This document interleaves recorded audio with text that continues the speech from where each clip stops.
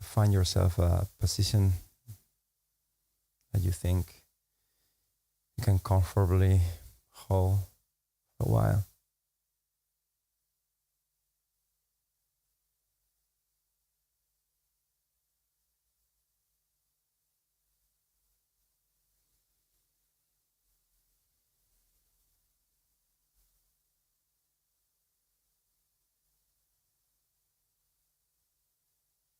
Spine straight is encouraged because it maximizes attention and relaxation.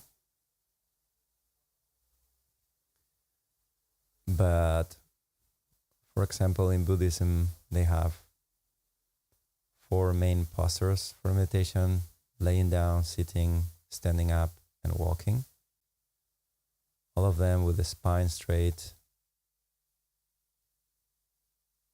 But you don't need to sit to meditate. You can find other positions. If you find yourself too active when you sit to meditate, maybe laying down on the floor will help. And if you are too tired and fall asleep easily, then sitting, standing up may help. In these cases, rather than staying a long time and nurture quality of relaxation and attention, better to do short quality sessions than long sessions with less quality.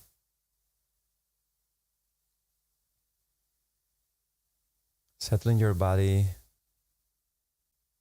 your mind, and your breath in its natural state.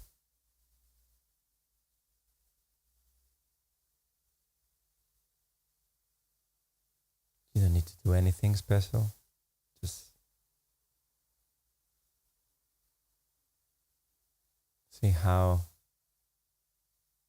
the inner activity starts losing its momentum. You just sit, kind of wait, not trying hard to do anything at all, just gently landing.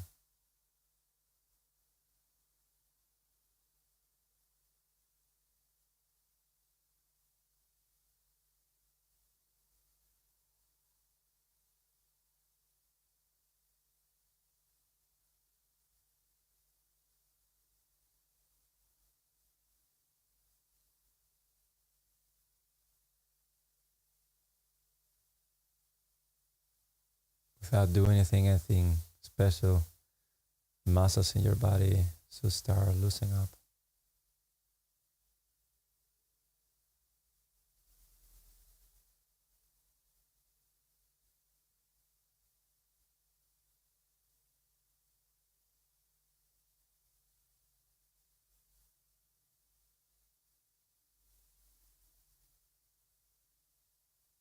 Try not to do anything just for a couple of minutes. Just allow this moment to be as it is without modifying anything.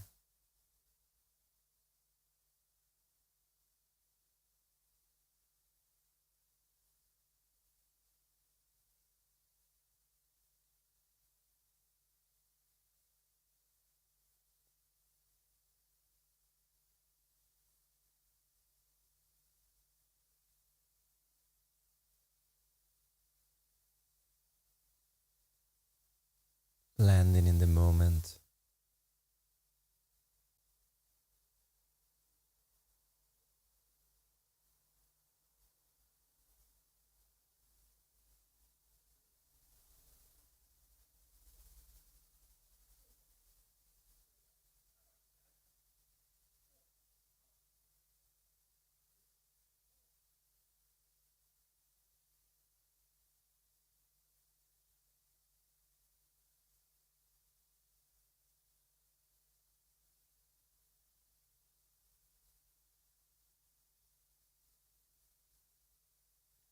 Even when this is comfortable, gentle, and very healthy for most people, still very much in the surface. In order to go deeper and embrace fuller intensity of the moment, we need to nurture relaxation and attention.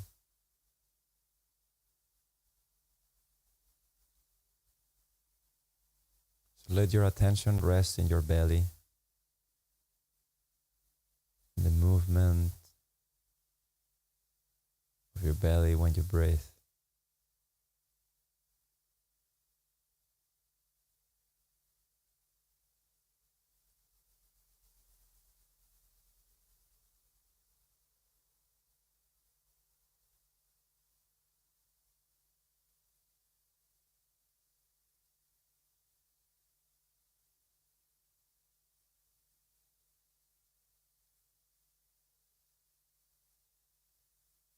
And you should start noticing that what it seemed to be a peaceful state a few seconds before, now thanks to deliberately resting your attention in your belly, you can notice that actually there's still a lot of distortion and involuntary activity in your mind that makes you lose the direct, continuous experience of mindfulness in the movement of your belly. That's okay. As you know, just need to relax and go back, no matter how many times your attention goes stray, just bringing it back.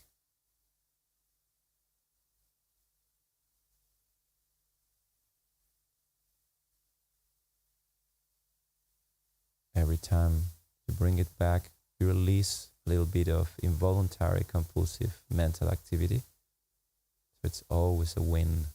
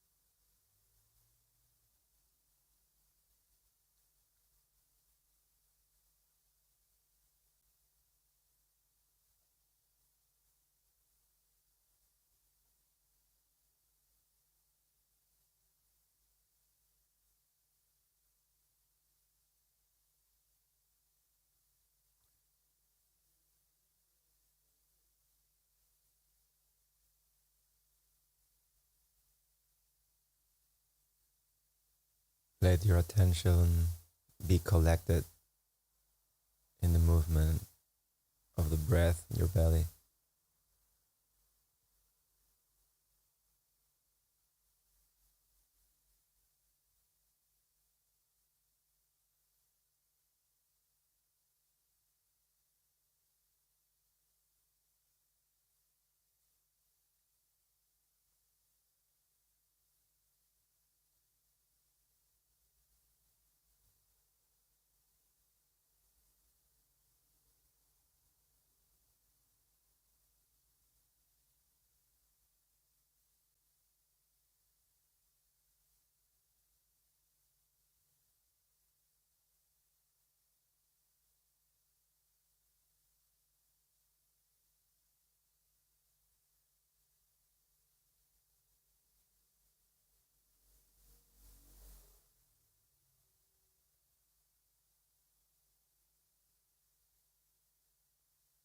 You are not trying to consciously control your breath. The same way your autonomic nervous system manages your heartbeats. Let the breathing happen on its own.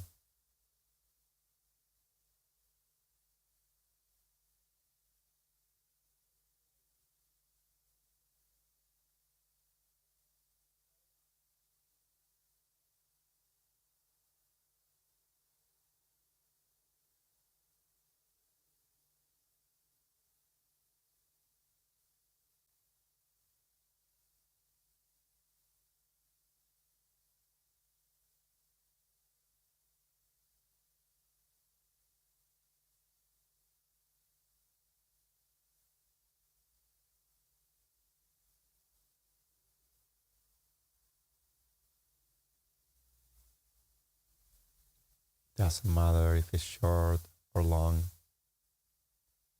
Let it alone as if it wasn't your breathing.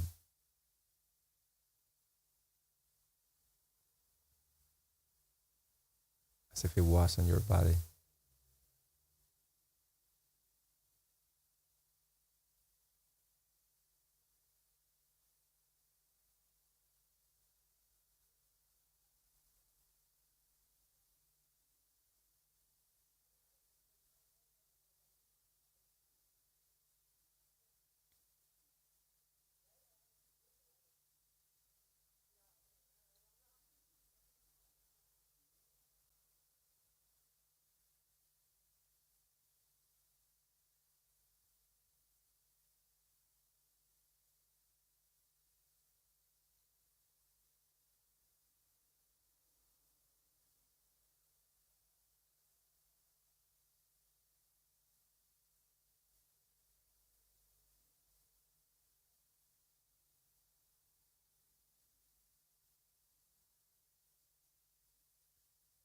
Decline the invitation for thinking.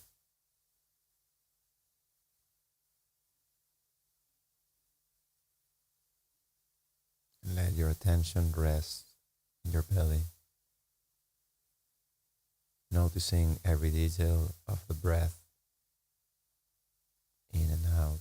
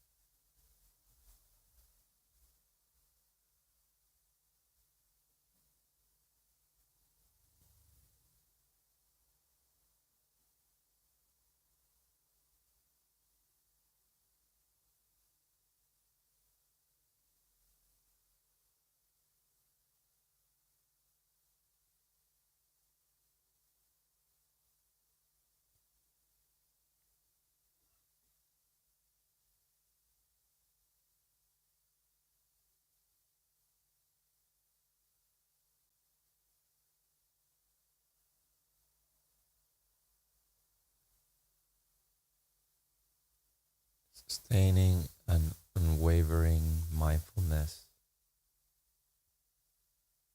steady like a candle, flame of a candle without wind.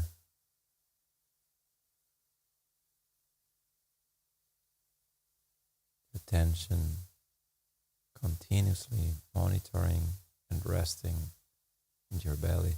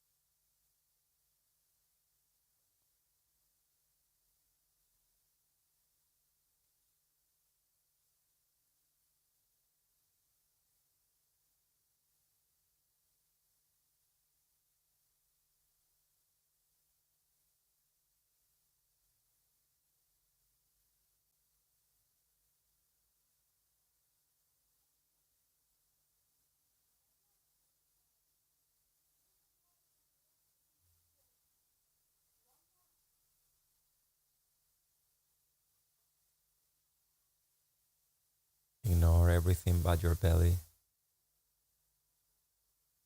Render uninteresting all the sensations and perceptions of the world, all thoughts,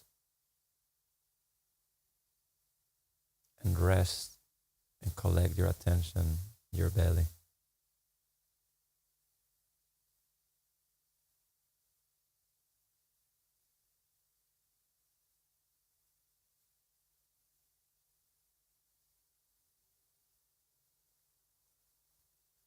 To the point that a deep silence and restfulness is cultivated,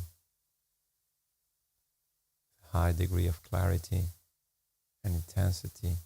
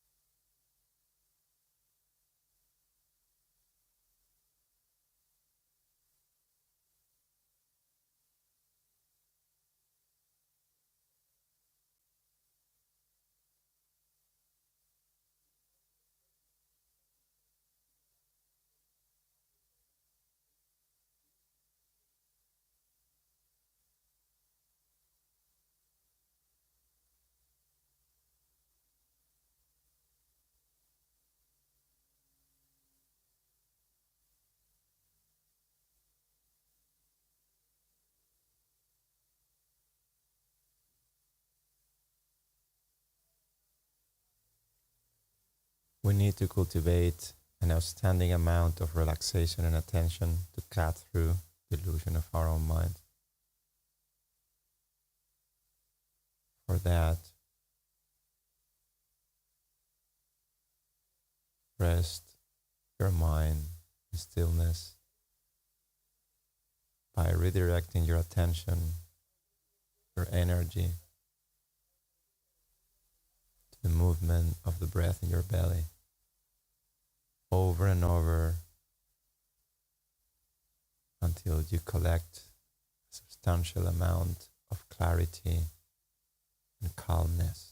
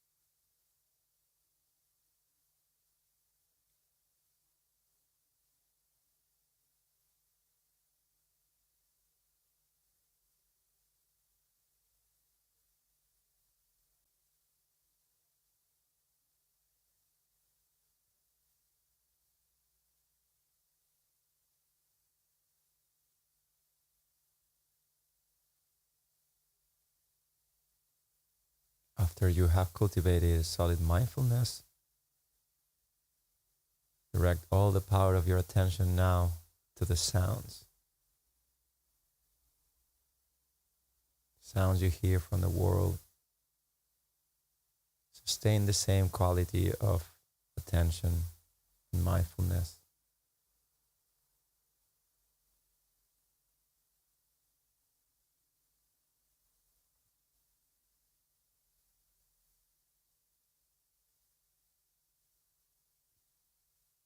You may still use background sensation of breathing just as an anchoring for mindfulness. But your attention is noticing how sounds appear and disappear, their texture, their distance, and how they spread through space.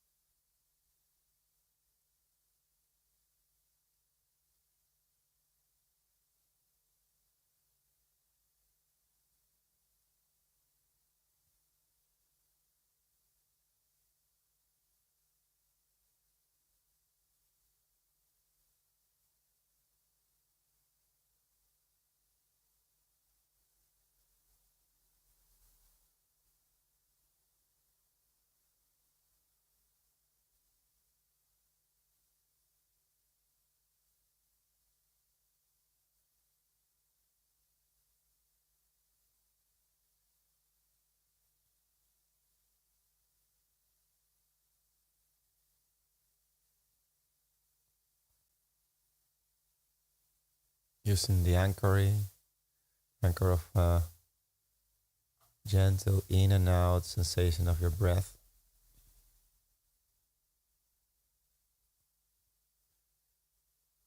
Listen with curiosity to any sound that appears in your experience.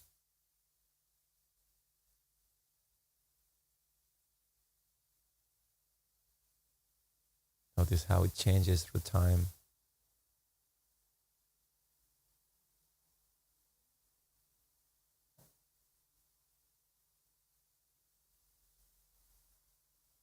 Noticing how sounds are appearing and disappearing in silence.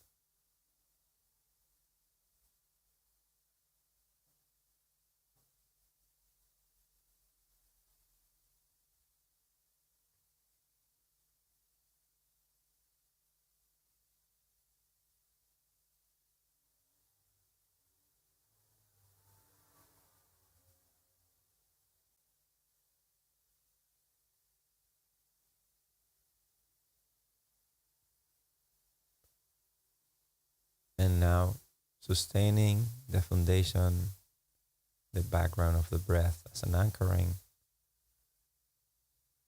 After adding the layer of listening to the same quality of attention, you extend that to the sensations of your body.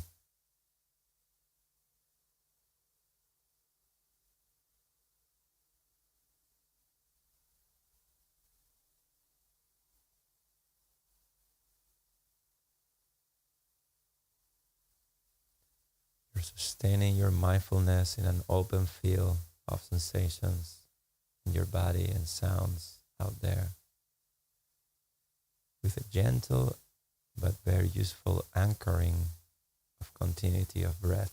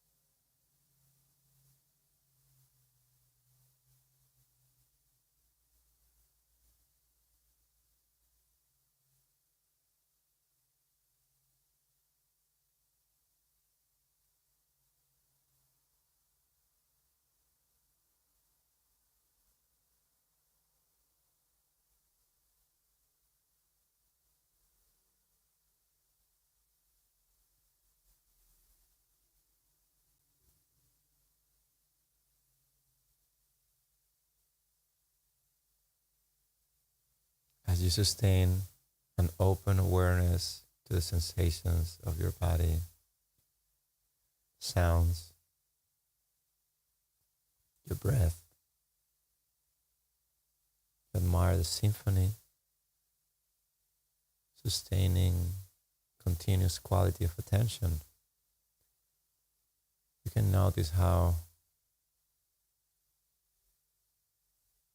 your attention becomes like a bright light in every direction instead of a flashlight. And it's open and wide, all embracing, all pervasive.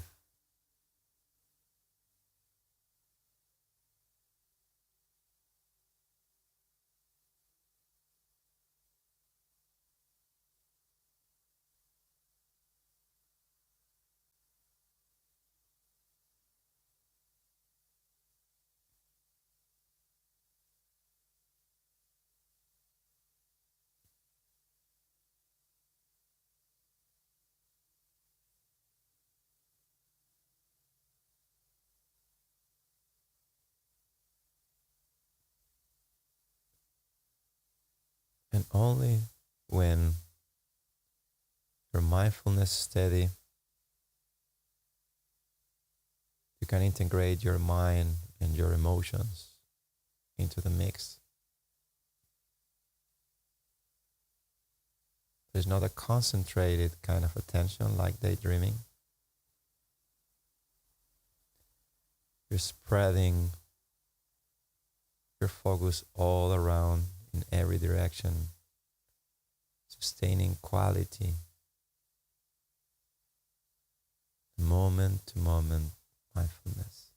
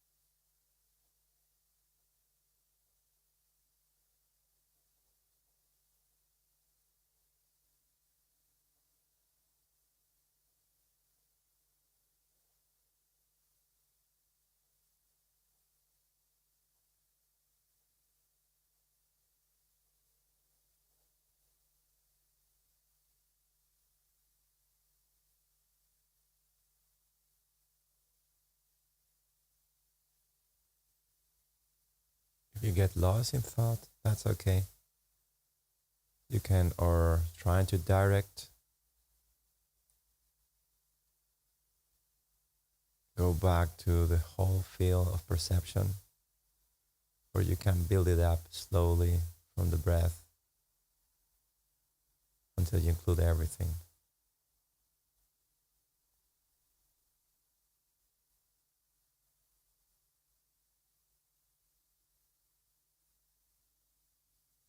Until every perception is the same.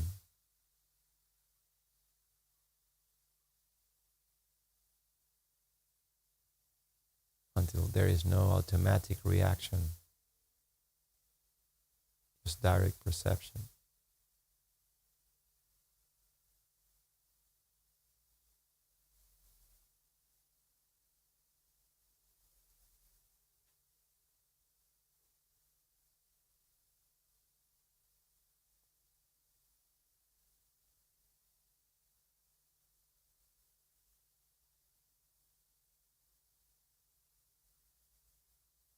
Attention and relaxation deepen and deepen.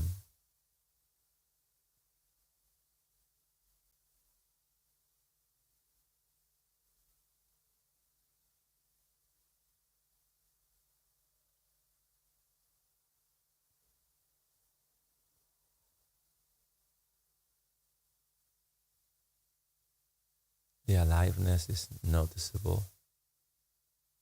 Also the absence of compulsive thinking.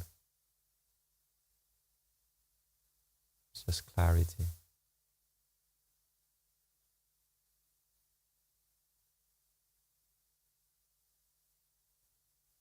The most lucid inactivity.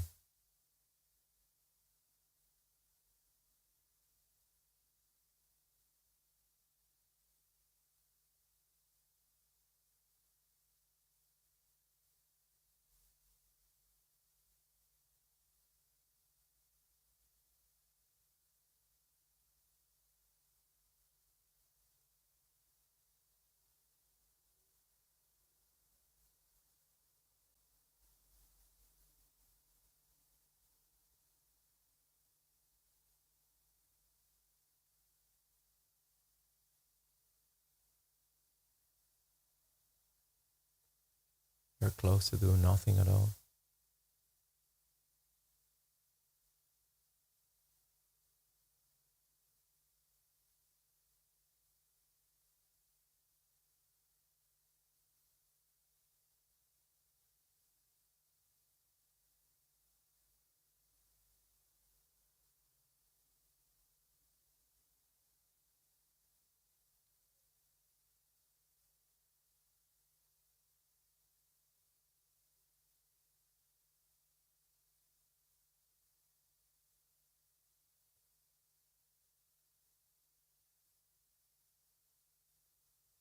Deep, effortless breath. Moment to moment, bare awareness of everything.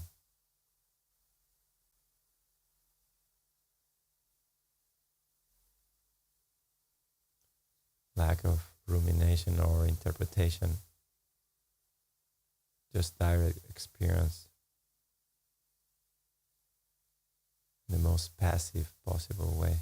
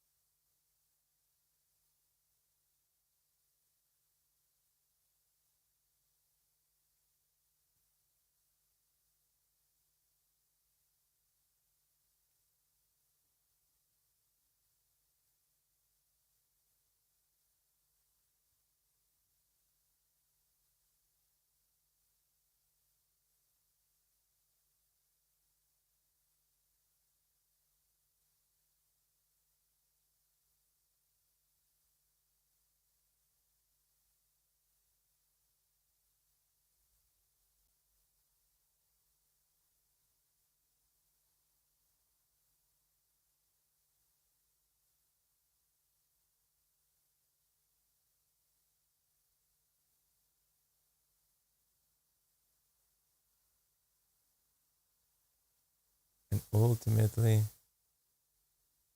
One last soft touch of surrender, of letting go even the intention to meditate.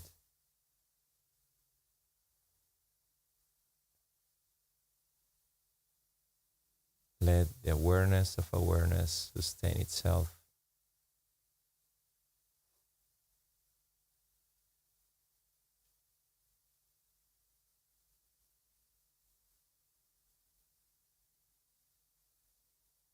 You don't have to meditate anymore.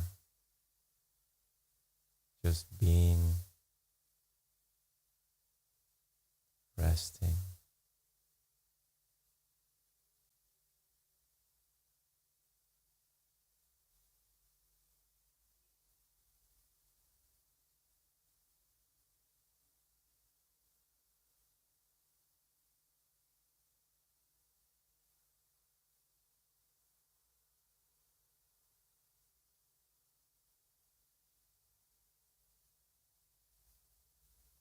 State of loving openness with no doer, with no meditator.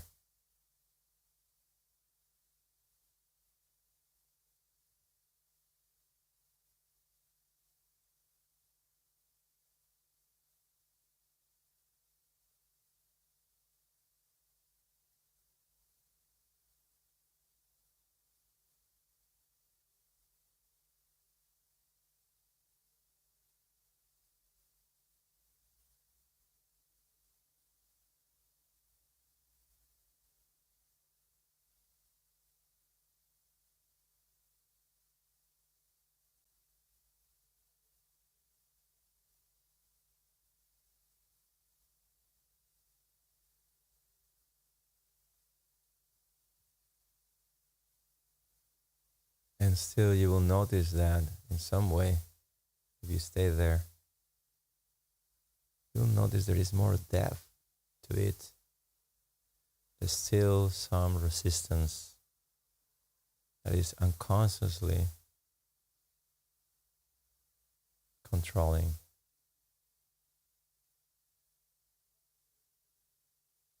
Let go of that too. And embrace the unknown, the timeless, the spaceless. Just being.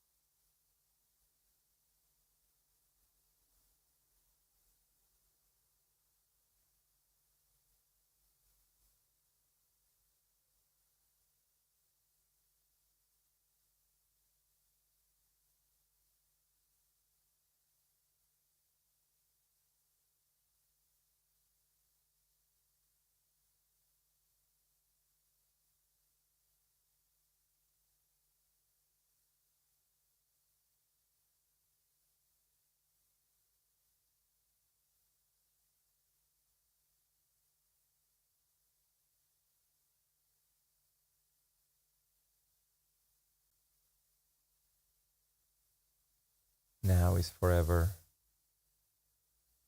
Here is everywhere.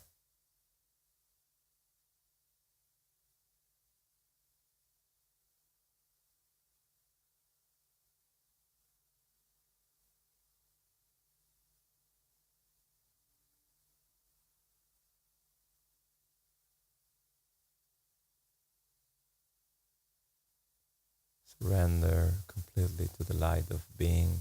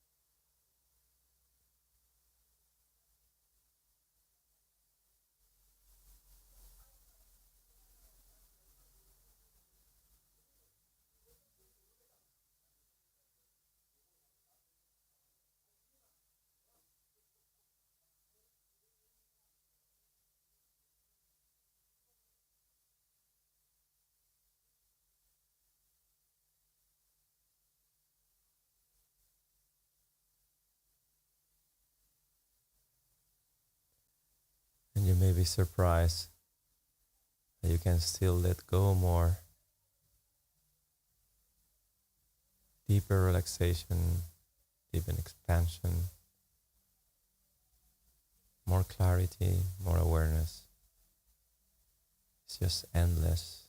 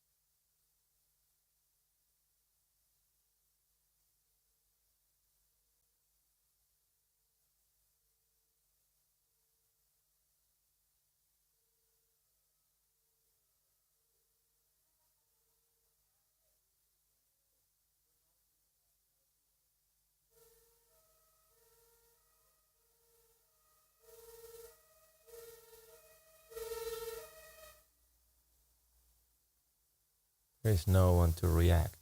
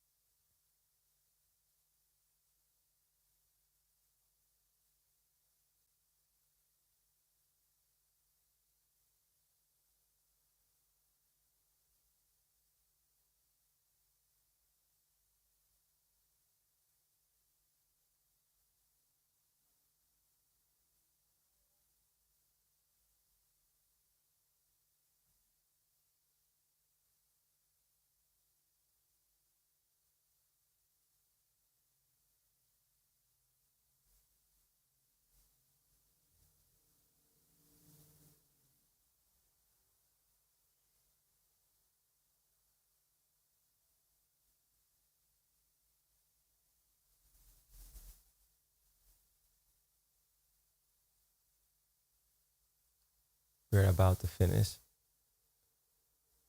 this exercise, but before we do, just experience, if you can, surrender even more, completely die to the moment.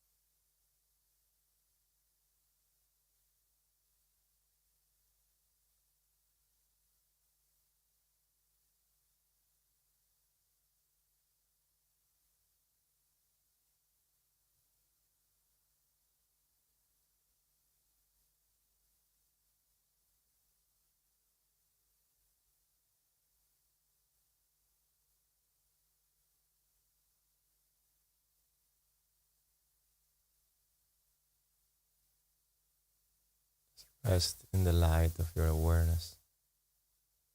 A few moments more.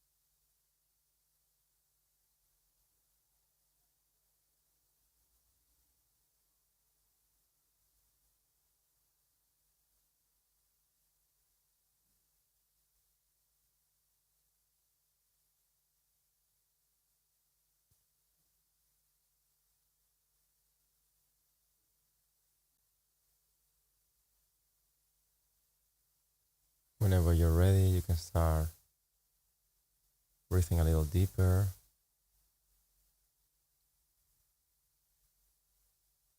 moving your fingers, toes.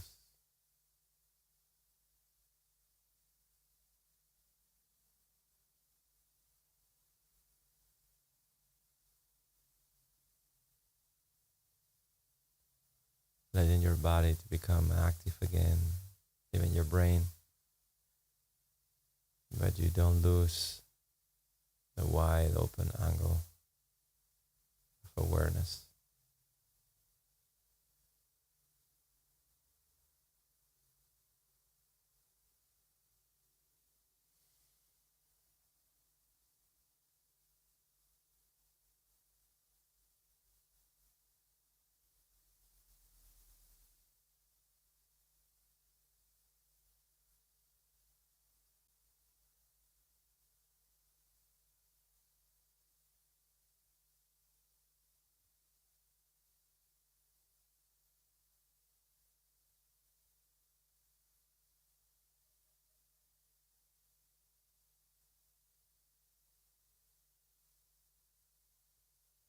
Whenever you're ready, you can open your eyes slowly, gently.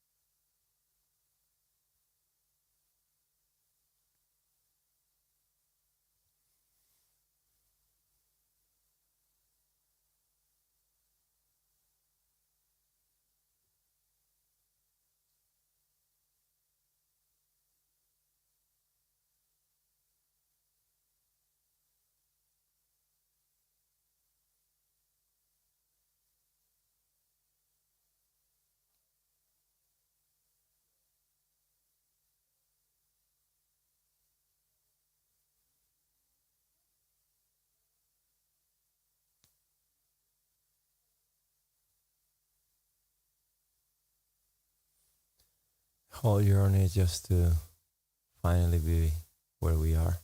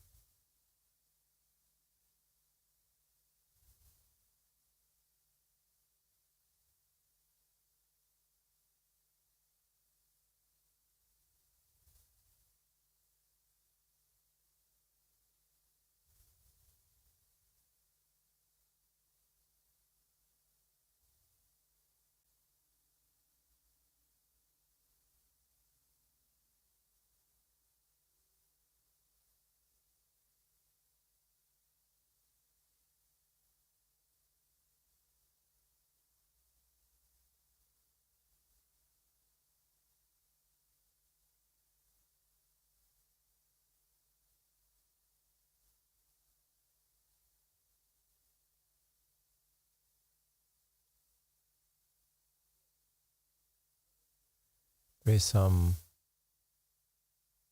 modern non-dual teachings that teach no meditation. They are right, logically. Why should you improve? Really? It's just a letting go. Why the need of thinking that you have to train yourself to meditate or anything? They have a good point, but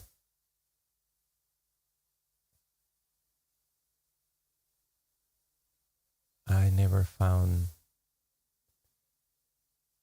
let's call it, realized being that as much as they say you don't need to do anything, they practice a lot.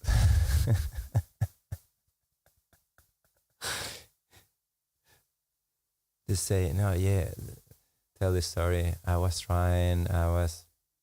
did mantra meditation for 20 years, and until I understood and realized that I had nothing to do. And then that's it. Honestly, I think that's pretty much, that's a bit of, that's exactly what they're experiencing. I have no question about it, and it will definitely be very useful for some people who already did the 20 years of whatever. But I'm still looking forward to find the case of an advanced teacher who haven't worked their ass,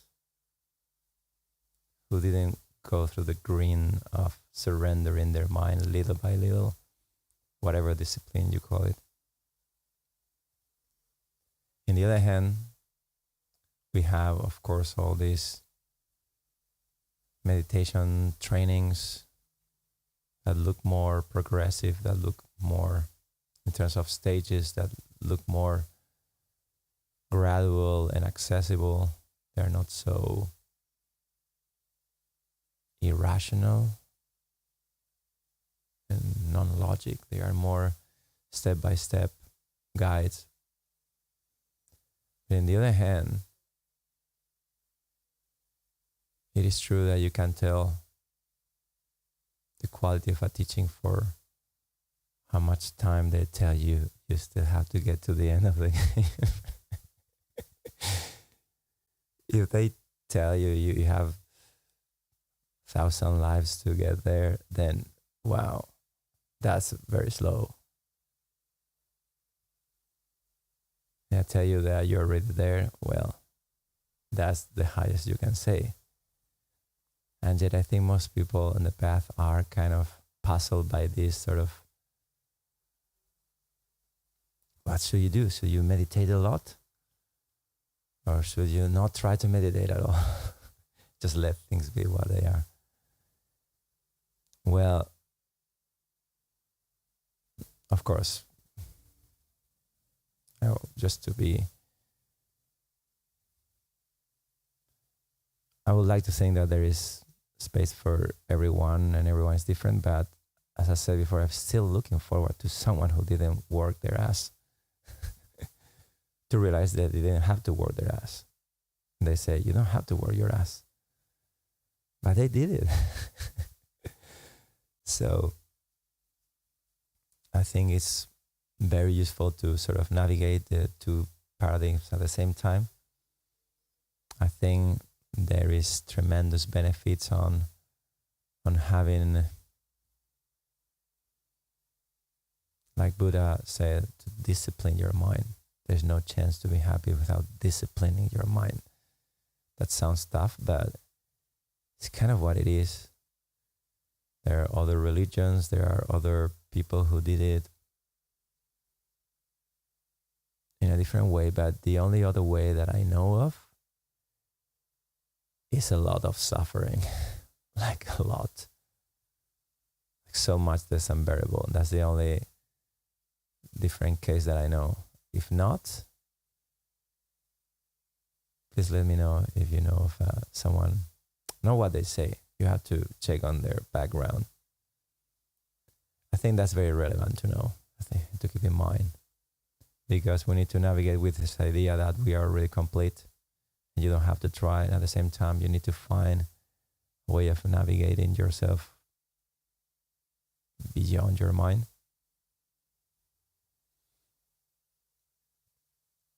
And yet many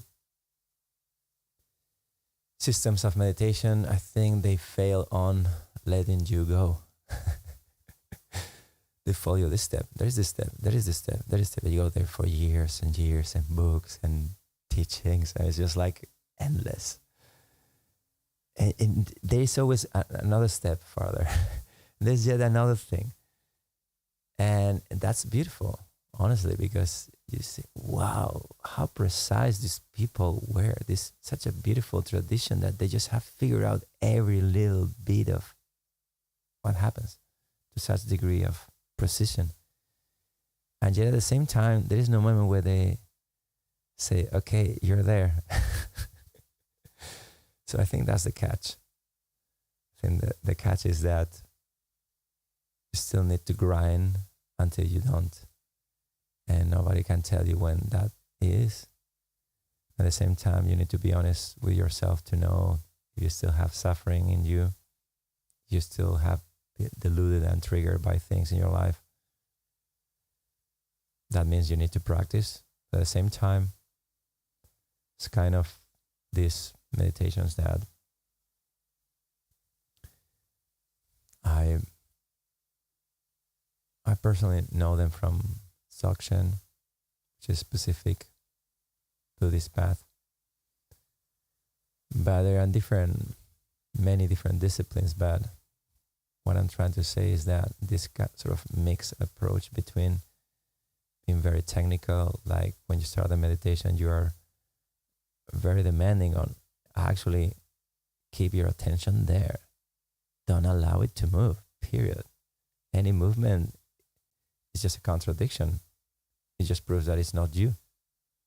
So it's a cleaning. And there is this whole debate which sort of Buddha started that that's not enough for liberation, which is kind of true. And yet at the same time, the standard at the times of the Buddha, and Buddha practiced this sort of jnana meditation all his life. So he obviously wasn't ignoring that point, and I think it has been strongly misinterpreted, especially in the last years with all this mindfulness thing of just spacing out. So I think it's very important to start from the beginning.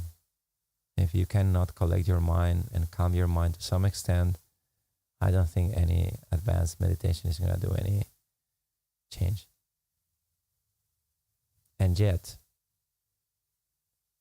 as peaceful, I think for most people, it's a really common thing to get to the point that where your mind is completely still.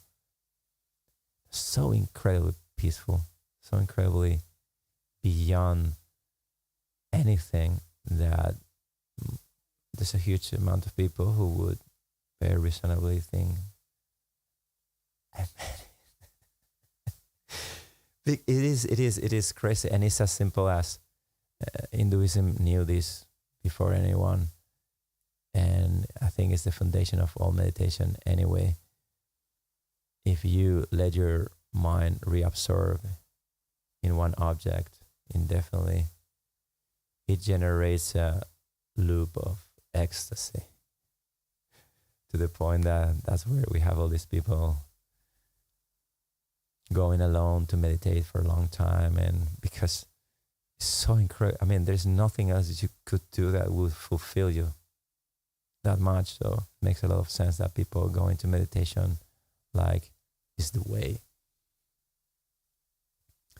But that's again another kind of drug and limitation. And there it comes all this Buddhism with this more like open focus, open awareness, all this kind of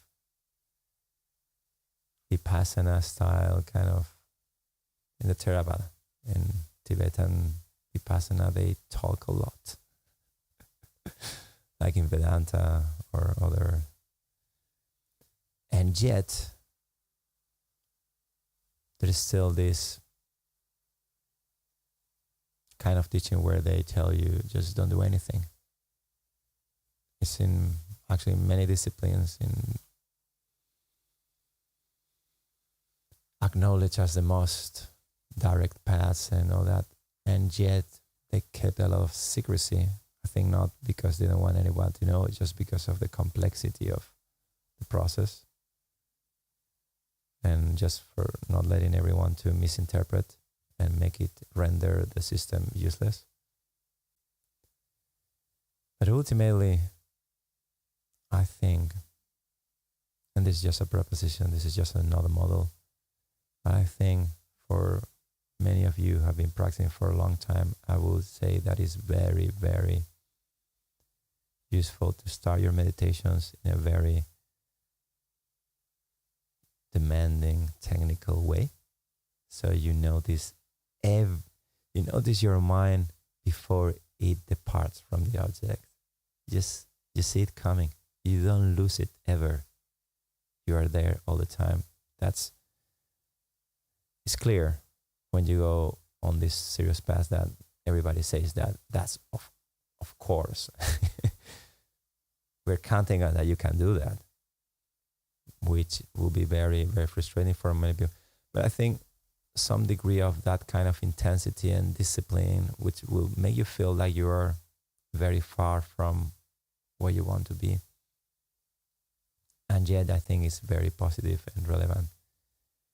And then in some kind of way, bridge and ultimately make sure that at some point you're not meditating anymore. There's no intention of meditation. If that intention is there, the discipline is there, the delay in time is there. It's not possible to realize anything farther than that.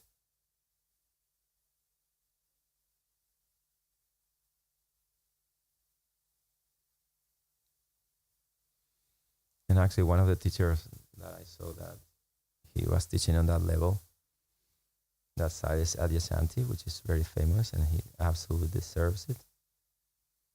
And in this quote he says, real meditation is not about mastering a technique, it's about letting go of control.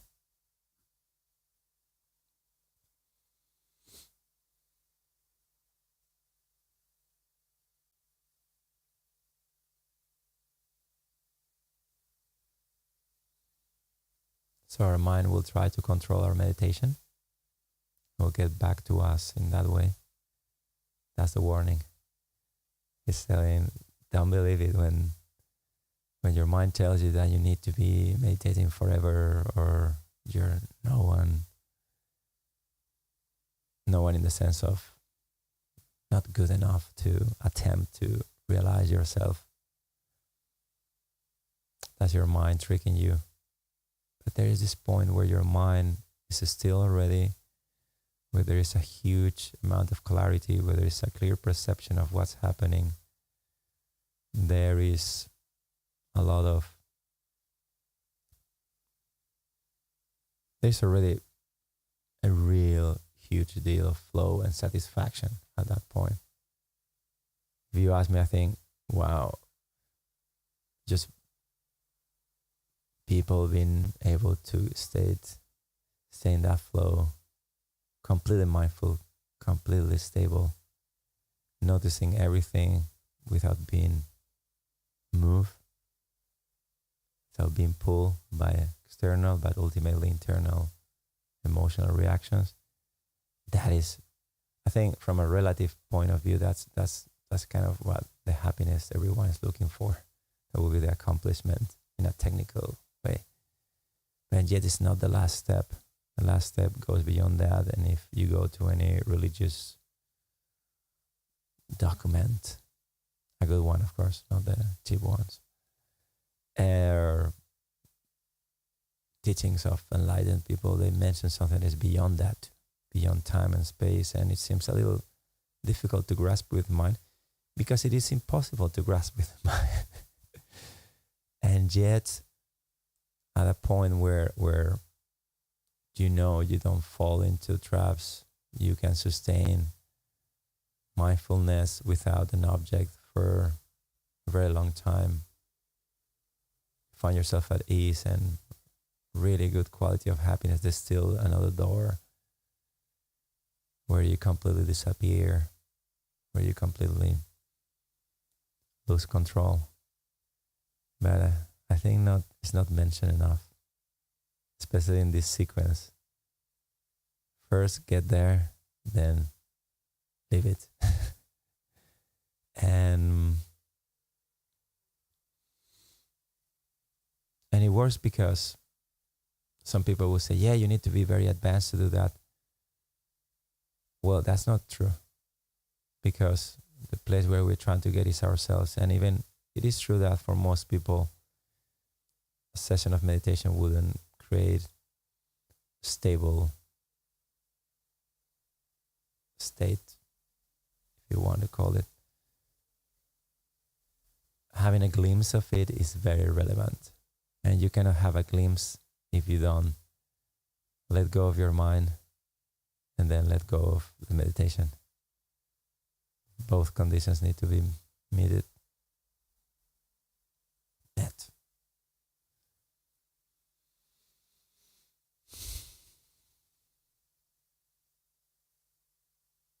Does this make sense to you?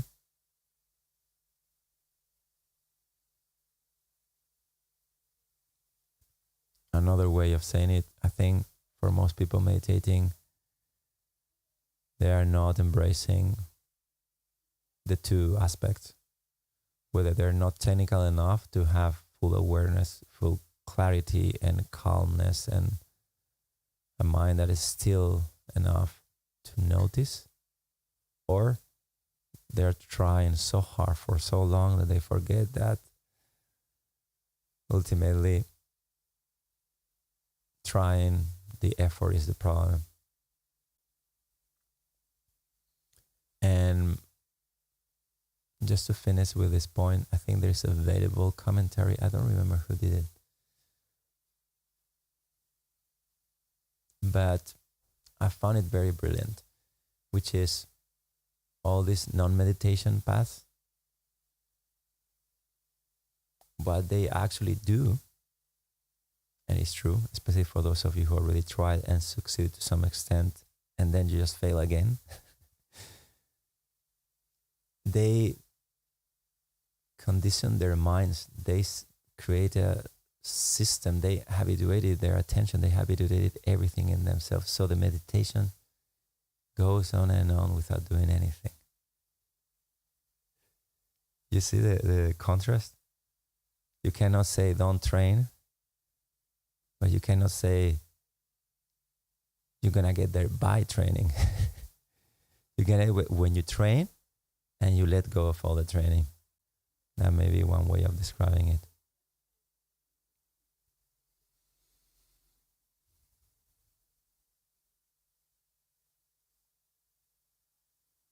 I really hope that made sense to you and the practice, and I really appreciate you for giving me the opportunity of bringing up these points in public.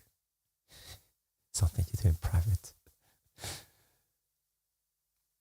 And I really appreciate your presence coming here, and even I don't know your names almost or who you are, but it's beautiful to join in the spaces in between in the meditation, and that part fills my heart.